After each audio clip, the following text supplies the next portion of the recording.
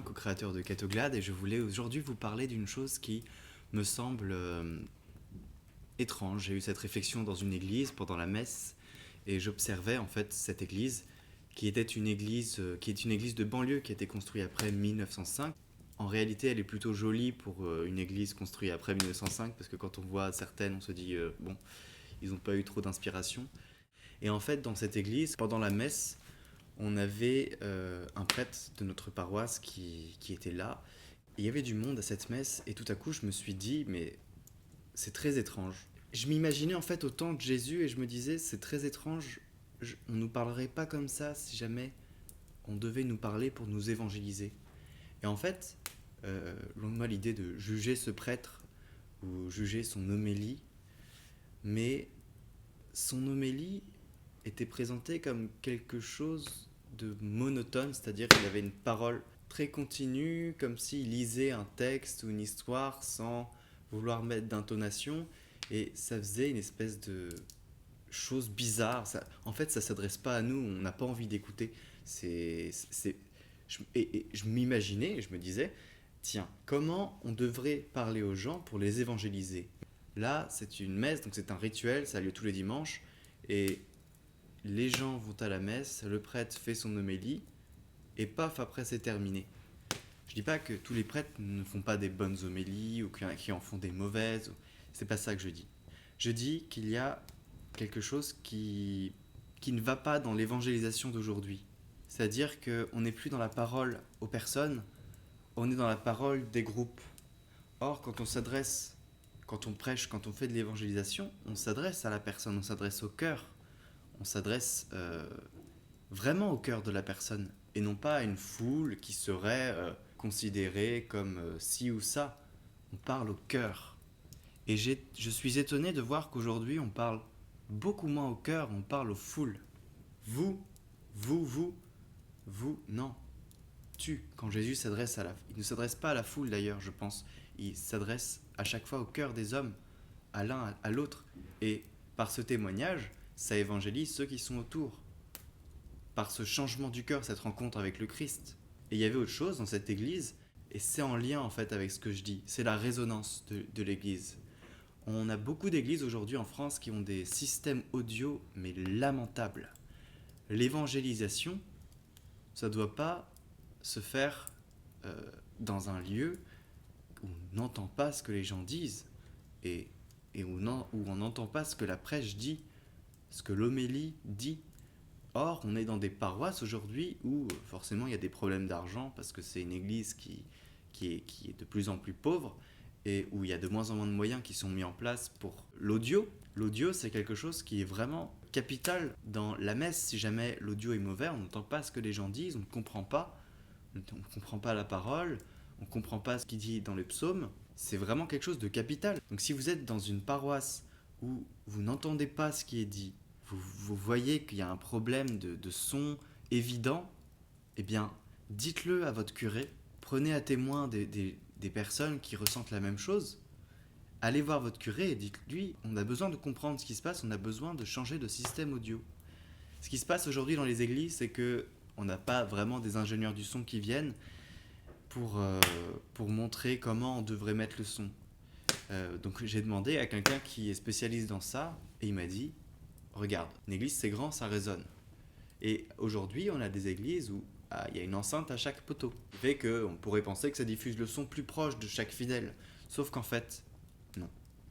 Ce qui se passe, c'est que chaque enceinte émet un son. Voilà, imaginez les ondes qui se répercutent, mais disons qu'il y a 10 enceintes, donc il y a 10 ondes qui se répercutent parmi les murs, ça revient, et puis ça fait quelque chose d'incompréhensible. C'est-à-dire qu'il y a une seconde où on ne comprend pas ce que la personne dit si jamais elle parle pendant cette seconde après avoir parlé. C'est-à-dire que si je dis là, voilà, maintenant je peux parler. Si je parle juste après mon là, on ne comprend pas les mots qui sortent juste après, parce qu'il y a de la résonance. Et donc c'est compliqué pour prêcher. Imaginez un prêtre qui doit parler comme ça. On n'a pas envie d'entendre ce qu'il dit parce que ça ne vient pas à nos oreilles, parce que c'est pas un discours naturel. On n'a plus envie d'écouter. Donc on m'a dit que dans ces églises-là, il fallait avoir un son qui vienne de la base. La base c'est où ? c'est le cœur de l'église, là où il y a le prêtre. Il y a le tabernacle, après il y a les marches, et après il y a les fidèles. Les enceintes doivent être puissantes et doivent être disposées devant l'autel, ou du moins avant les marches, ou peut-être en bas des marches, je ne sais pas. Il faut qu'elles soient disposées, qu'elles diffusent le son comme ça. Comme ça, le son vient une seule fois à nos oreilles et vient pas plusieurs fois avec différentes enceintes. Donc, c'est quelque chose qu'il faut penser aujourd'hui dans l'évangélisation. Je pense que c'est capital d'avoir une liturgie qui soit dynamique. Et pour que cette liturgie soit dynamique, pour que aussi le prêtre puisse prêcher avec une homélie que les gens comprennent, et pour que la parole puisse être dite de manière à ce que les gens comprennent, il faut qu'il y ait un système audio qui soit au top. Mais au top, vraiment au top. Il faut que tout soit bien coordonné dans ce système audio. Donc, voilà. Ça, déjà, si on pouvait penser à ça au lieu d'essayer de se concentrer sur une évangélisation extérieure, à ramener des gens pour qu'en réalité ils viennent dans une église où ils ne comprennent pas ce qui se passe, c'est un peu bizarre. Voilà, donc essayons d'être un peu plus impliqués dans nos paroisses, essayons d'aller voir et de dire ce qui ne va pas, parce que c'est en disant ce qui ne va pas qu'on améliore les choses. C'est pas en ne disant rien que les choses vont changer. D'accord. Souvent on a l'impression qu'on n'est pas légitime. Parce qu'on est dans une société où tout a été organisé de manière à ce que chacun ait une responsabilité dans quelque chose. Et donc, quand on n'a pas cette responsabilité, on ne se sent absolument pas légitime. D'ailleurs, on a du mal à voir, c'est un peu opaque tout ça, on a du mal à voir les personnes qui sont responsables de telle ou telle chose. Dans certaines paroisses, c'est très bien organisé, pas dans toutes, malheureusement. Et on a en fait ce problème-là de légitimité. Mais il faut se dire qu'on est prêtre, prophète et roi. À partir de ce moment-là, on peut se dire qu'on a une légitimité qui est celle que notre parole compte. Voilà. Puisqu'on compte tous aux yeux du Seigneur, notre parole compte. Et quand il y a quelque chose qui ne va pas et que quelqu'un le dit, ça veut dire qu'il y en a au moins 10 autres qui le pensent.